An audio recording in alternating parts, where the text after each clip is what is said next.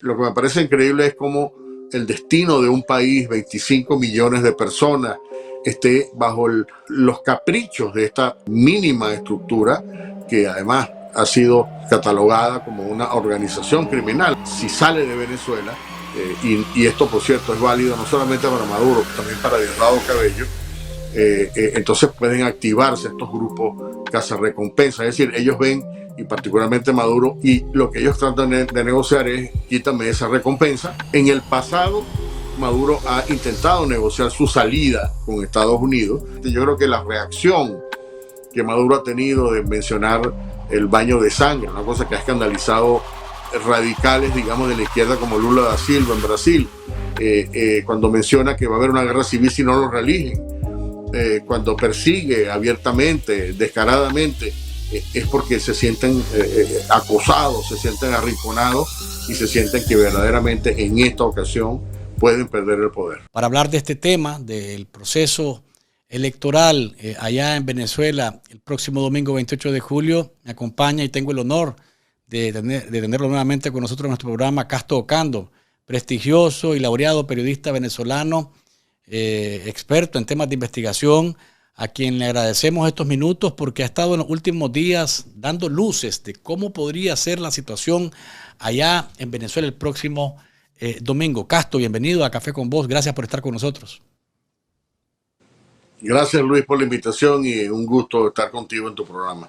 Qué bueno que podés darnos estos minutos. Casto, ¿qué escenarios se plantean de aquí al domingo? Hoy vimos ya a los colectivos en las calles tomándose los buses, María Corina denunciando el tema de que la acreditación de los testigos está siendo boicoteada. Vemos que Maduro habla del baño de sangre y guerra civil si no logran ellos el triunfo. ¿Qué escenarios reales estamos viendo? Porque también se habla de una negociación con Estados Unidos para tratar de encontrar de aquí al domingo todavía algunas señales de que pueda haber elecciones de verdad y que el pueblo de Venezuela no solamente vote, sino que decida.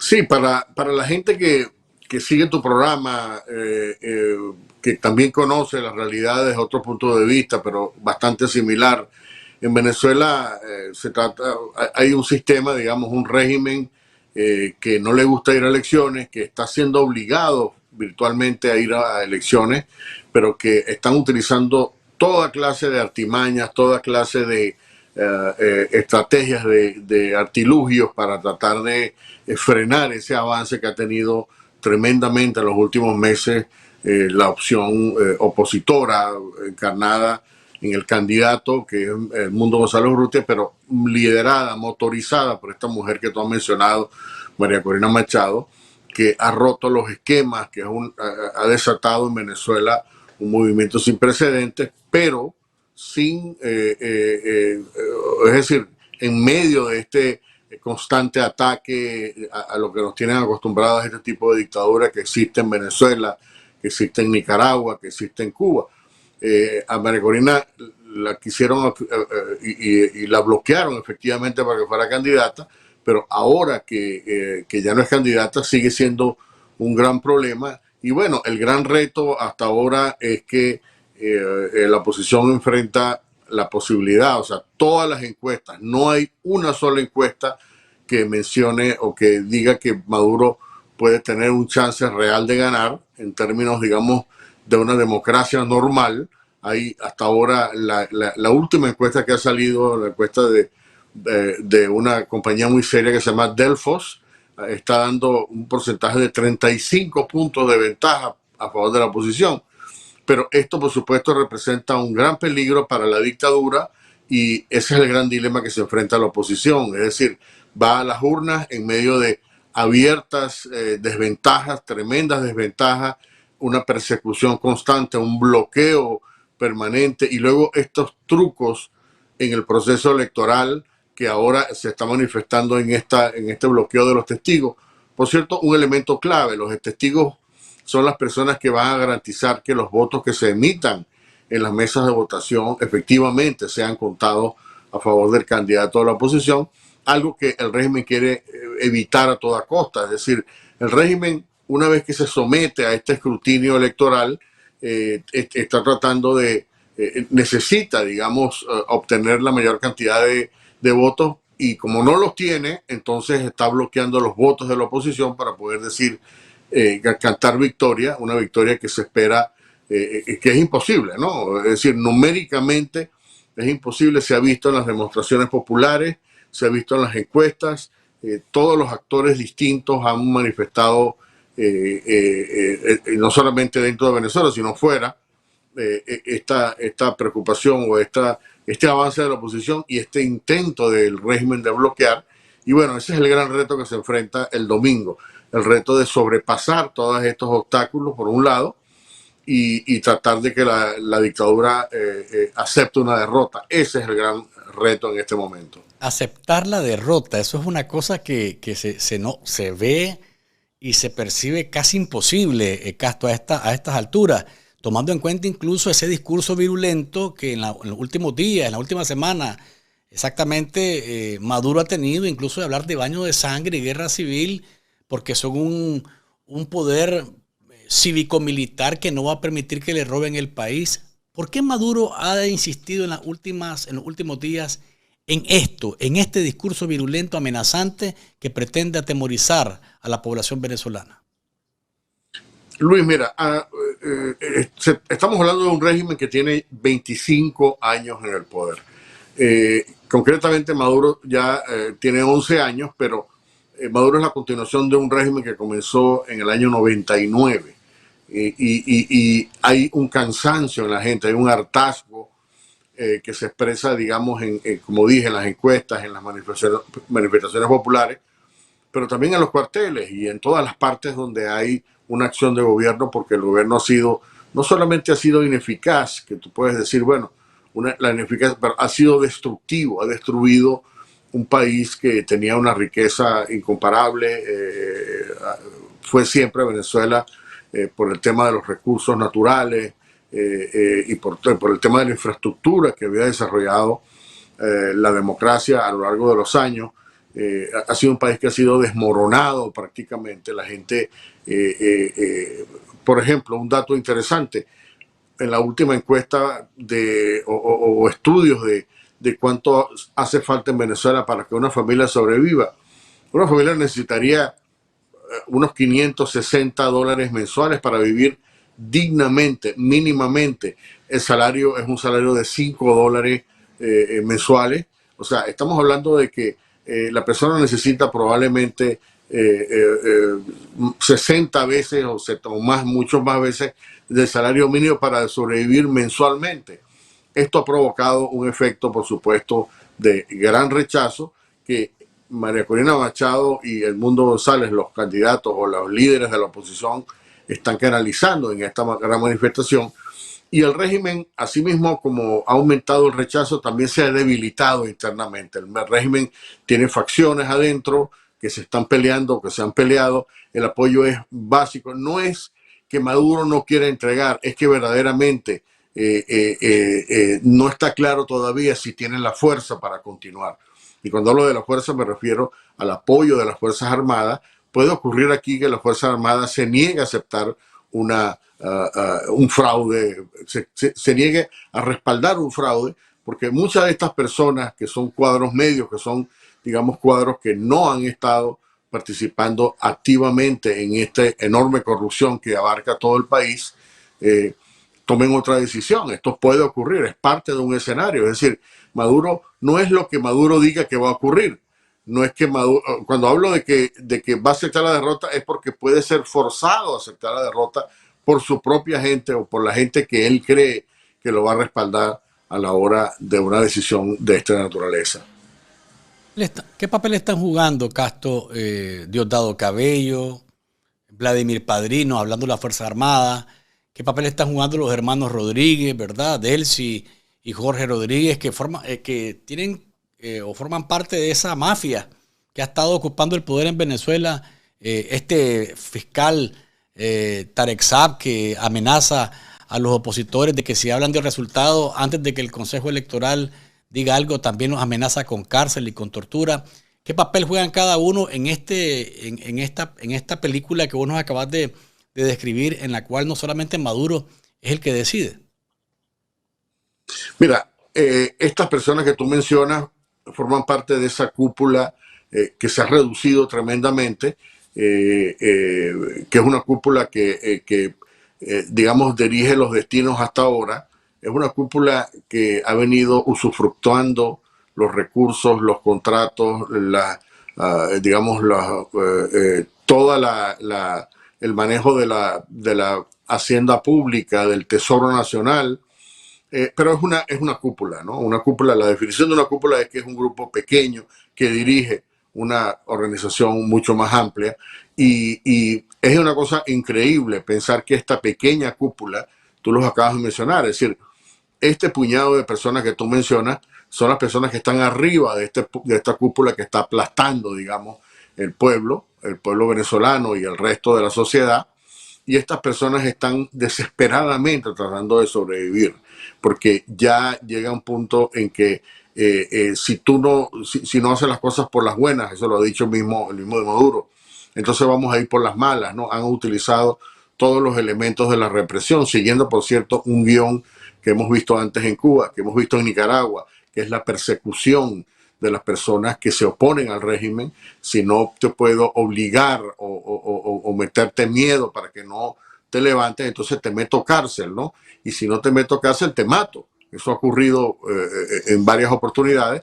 Y esta cúpula, lo que me parece increíble es cómo el destino de un país, 25 millones de personas, el destino digamos, de Venezuela, que juega un papel también importante en el concierto de las naciones de América Latina, esté digamos, bajo los caprichos de esta mínima estructura que además ha sido catalogada como una organización criminal. El Departamento de Justicia de los Estados Unidos ha definido al régimen de Maduro como una organización criminal. Maduro mismo tiene varias investigaciones por narcotráfico y por corrupción en Estados Unidos, en la Fiscalía de Nueva York, por ejemplo, en la Fiscalía de Miami ha sido mencionado en casos de intento de robo de miles de millones de dólares del Tesoro venezolano.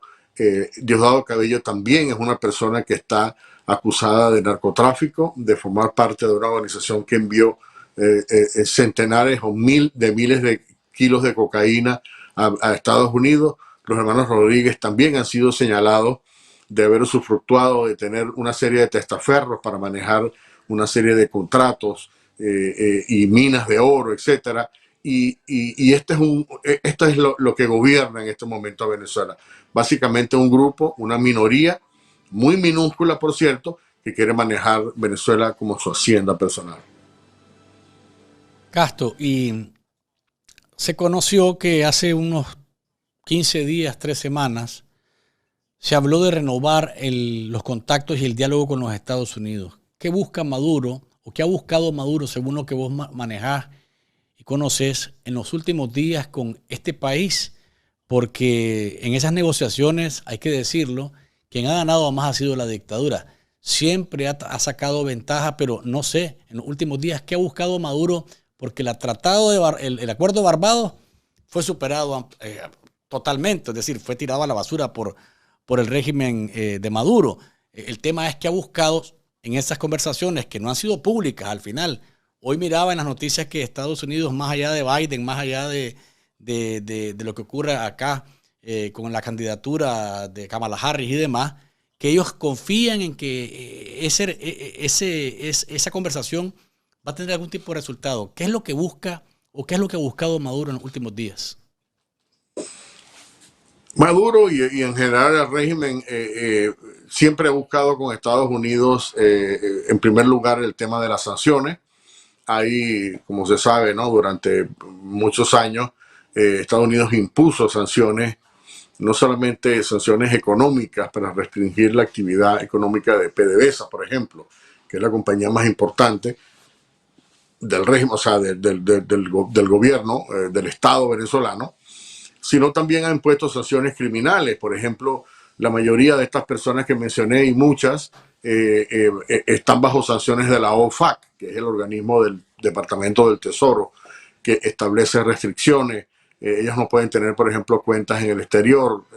Muchos de ellos se les ha congelado fondos que mantienen en el sistema financiero o que tienen relación con el sistema financiero de Estados Unidos.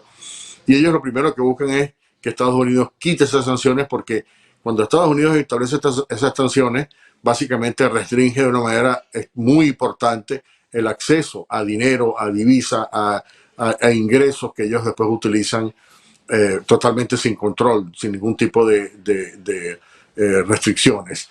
Y particularmente en el caso de Maduro, Maduro tiene una recompensa en el año 19, en 2019, el Departamento de Estado de Estados Unidos estableció una recompensa de $15 millones por la cabeza, por cualquier tipo de información que conduzca a la captura de Nicolás Maduro. Y esto naturalmente en un escenario en que Maduro tiene que salir del país, esto es una decisión muy peligrosa para él, porque si sale de Venezuela, y esto por cierto es válido no solamente para Maduro, también para Diosdado Cabello, entonces pueden activarse estos grupos cazarrecompensas. Es decir, ellos ven, y particularmente Maduro, esto como una amenaza, este tipo de sanciones, y lo que ellos tratan de negociar es, bueno, quítame esa sanción, quítame esa recompensa, y yo entonces voy a tratar de hablar. En el pasado, Maduro ha intentado negociar su salida con Estados Unidos a cambio de cierto reconocimiento, otra vez que le quiten las sanciones,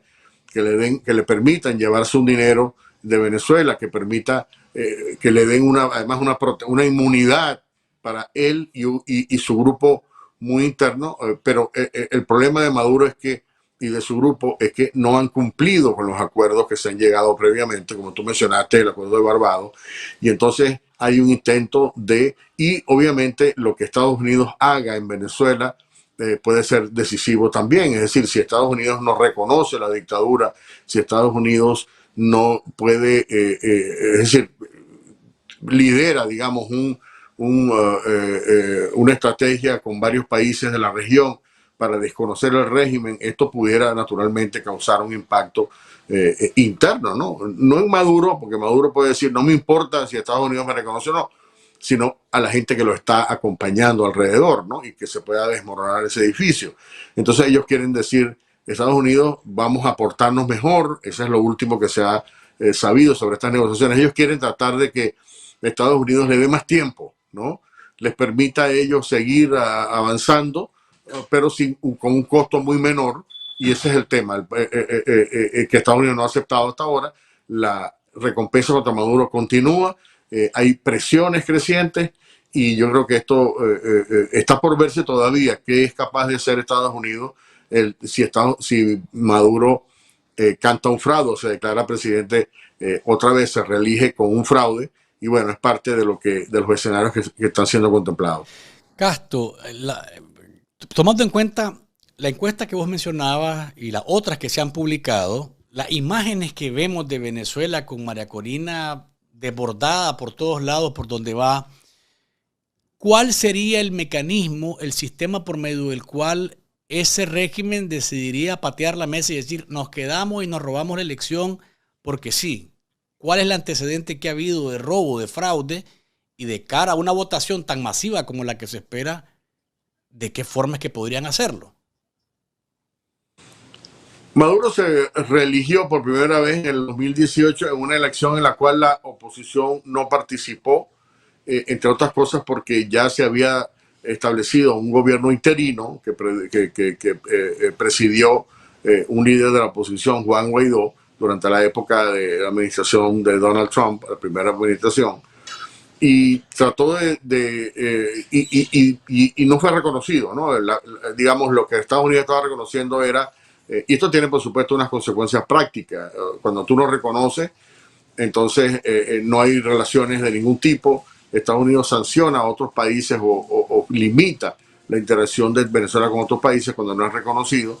Fondos en el exterior, por ejemplo, como ocurrió durante esa época, no eran reconocidos como que digamos, la autoridad venezolana era Maduro. No lo era, como dije, Juan Guaidó. En el pasado ha habido constantemente, bueno, y se piensa que en esa elección del 2018, la empresa que ellos habían contratado para organizar las elecciones decidió el día siguiente del conteo, decidió los directivos se fueron del país y dijeron, no podemos avalar un fraude que acaba de cometer, y el gobierno, o sea, el régimen de Maduro hizo un conteo donde el conteo estaba mucho más allá del 1.000.000 de votos que se robaron, ¿no? que fraudulentamente. Entonces la compañía que estaba al frente dijo, es inaceptable, nosotros nos vamos, aquí hubo un fraude que se estima en más de 1.000.000, pero pudo haber sido 5 millones. Lo que pasa es que el problema de esa elección es que la oposición no tuvo una participación activa como sí la tiene ahora, y es una condición totalmente distinta. En el pasado se han producido también intentos, yo diría desde el principio, cuando hubo el referéndum revocatorio, por ejemplo, en el 2004, los números, las estadísticas indicaban que Chávez había perdido. Es decir, Chávez había sido revocado el mandato de Chávez. Chávez tenía que haber salido del poder en el 2004, pero ellos hicieron una trampa, cambiaron los números, digamos una hipótesis que se probó luego matemáticamente por especialistas de todas partes, y se impuso. En ese momento Chávez todavía tenía una importante popularidad, pero el signo del chavismo en Venezuela ha sido el fraude, ¿no? Fundamentalmente. Ha sido la manipulación a todo nivel, porque hay que recordar que el fraude no es solamente en el día de votación, es desde antes de la votación. Cuando tú bloqueas a un candidato, como hizo Daniel Ortega, que se quitó todos los candidatos opositores, eso es fraude. Cuando tú bloqueas, cuando tú persigues a los dirigentes de la oposición, eso es una actividad fraudulenta, además de ilegal. Y luego, esto lo hemos tenido plenamente en Venezuela. Pero bueno, es parte justamente, yo creo que la reacción que Maduro ha tenido de mencionar el baño de sangre, una cosa que ha escandalizado radicales, digamos, de la izquierda como Lula da Silva en Brasil, cuando menciona que va a haber una guerra civil si no lo reeligen, cuando persigue abiertamente, descaradamente, es porque se sienten acosados, se sienten arrinconados y se sienten que verdaderamente en esta ocasión pueden perder el poder.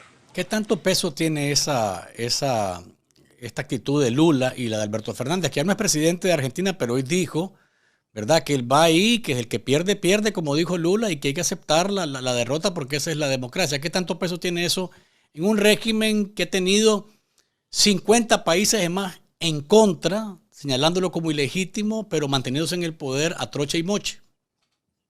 Yo creo que es un apoyo que ya no va a tener. Es decir, la gente está entendiendo que ya Maduro llegó a un punto final, que lo mejor para él es dejar el poder, salir, que ya su propuesta está agotada. Y recordemos que Lula es el fundador del Foro de Sao Paulo, es decir, no es cualquier líder, es un líder que básicamente concentra el liderazgo de la izquierda en América Latina. Y no solamente es Lula, no solamente es Alberto Fernández, como tú dices, también está Gabriel Boric en Chile. Hay algunas expresiones también de Petro en Colombia. Es decir, el liderazgo de la izquierda. En Uruguay, por ejemplo, que son ya otros países democráticos, Paraguay también. Paraguay, es decir, todos los países, ¿no? Y hay aquí, y obviamente hay un apoyo extraordinario hacia María Corina Machado, hacia la oposición. Y esto lo que te revela es que básicamente te estás quedando solo, no es un dictador que está perdiendo los apoyos de su propia gente. Y esto lo pone en una situación peligrosa porque ya no se trata solamente de Estados Unidos, ¿no? Se trata de Estados Unidos, se trata de Brasil, se trata de Argentina, Colombia, se trata de Chile. Es decir, básicamente se está creando un consenso de que ya está bueno, Maduro debe salirse, no queremos más crisis migratoria, no queremos más tráfico de droga descontrolado, no queremos más violaciones a los derechos humanos, no queremos más matanza, ¿no? Porque lo que está ofreciendo Maduro cuando habla del baño de sangre es básicamente, si no me reeligen voy a matar a mansalva a los venezolanos, voy a dispararles a la cabeza como lo ha hecho en el pasado, voy a masacrar al pueblo. Y yo creo que esto es una locura que muy pocas personas están dispuestas a apoyar. Por último, Castro, esto es el escenario de cara a Lula, de cara a Boris, de cara a América Latina, pero vos y yo estamos claros que Maduro forma parte de un tinglado o de una mafia transnacional que va desde Rusia, que va desde China, Irán, Corea del Norte, estos grupos estos matones del mundo que ven en Maduro, ven en Ortega, ven en Díaz-Canel el sostén y su influencia de dictadura en el continente americano, y por tanto uno podría decir, ¿tiene la capacidad Maduro y su grupo de tomar una decisión de seguir o no en el poder si sus patrocinadores extracontinentales les dicen que no pueden hacerlo, que no pueden salirse donde están y que si tienen que matar, que como lo acabas de describir vos, lo vuelvan a hacer, pero que tienen que permanecer en el poder? Mira, Luis, en el pasado, y estoy hablando del pasado reciente, en 2019, por ejemplo, hubo un alzamiento militar liderado por la oposición, por Juan Guaidó, que mencioné antes, en abril del 2019, y en ese momento Maduro tomó la decisión de dejar el poder, de irse. Estaba montado en un avión. Esto fue una revelación que hizo el entonces vicepresidente de Estados Unidos, Mike Pence. Dijo que Maduro, en ese día en que había una conspiración, por cierto, donde participaban muchas de las personas que están con Maduro, el ministro de la Defensa de Maduro estaba metido en la conspiración. Maduro estaba listo para irse del país en un avión, ¿no? Es decir, ha habido ya, o sea, lo que hemos sabido es que Maduro quiere irse, ¿no? Maduro sabe que es impopular. Para esto es, digamos, es un estrés extraordinario, ¿no? Es una presión fuerte que vive todos los días, porque el problema de esto es que en cualquier momento puede perder la vida, en momento puede desaparecer, él le tiene terror a eso, ¿no?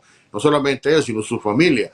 Y luego tú ves actores como China, por ejemplo, China, que durante la época de Chávez le prestó 60.000 millones de dólares o más a Chávez para que, y se los gastaron todos, se los robaron parte de ese dinero. Ahora no da ni un centavo a la dictadura, precisamente por la misma razón. Luego Rusia es un país que está en un gran conflicto, que está complicada por las sanciones internacionales, no tiene dinero. Y los cubanos están en la peor de las crisis desde la caída del muro de Berlín. Cuba está sobreviviendo a duras penas y obviamente la influencia cubana está bastante disminuida en este momento en Venezuela. De modo que si se produce una conflagración en la cual, por supuesto, ¿no? Tú mencionas estos actores, pero también hay que mencionar que Estados Unidos ha estado alrededor. Por ejemplo, en los últimos meses ha habido una presencia muy activa, muy interesante del Comando Sur en Colombia, en Brasil. Ha habido ejercicios militares, ha habido acuerdos, hay un monitoreo directo de los americanos sobre las actividades. Yo creo que si Rusia se mete a Estados Unidos va a intervenir. Es decir, hay unos factores de contrapeso que yo creo que van a impedir. Los iraníes, por ejemplo, imagínate, un vuelo entre Caracas y Teherán es 18 horas. ¿Cuántas personas puedes tener? ¿Cuántos soldados iraníes pueden participar en la defensa de Maduro sin correr riesgos, ¿no? Y luego los rusos están, o sea, no veo el escenario en el cual veamos soldados rusos en las calles de Caracas defendiendo a Maduro, ¿no? Yo creo que es un escenario bastante complicado porque implicaría que Rusia se está inmiscuyendo directamente, está tomando parte, y eso eso sería una provocación que le saldría caro a Rusia.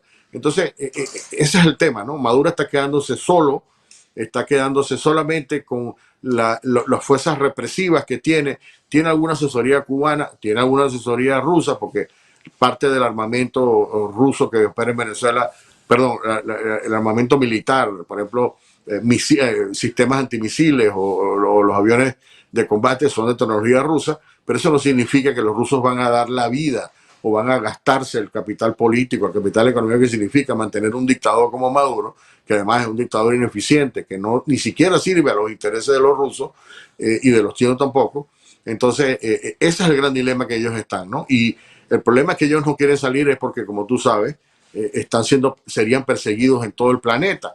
Entonces, esta es, como te digo, parte, yo creo que esta estructura está disminuida de apoyo de Nicolás Maduro y ese es el gran problema que ellos tienen en este momento. Bueno, Castro, estaremos pendientes de lo que pase el domingo allá en tu país.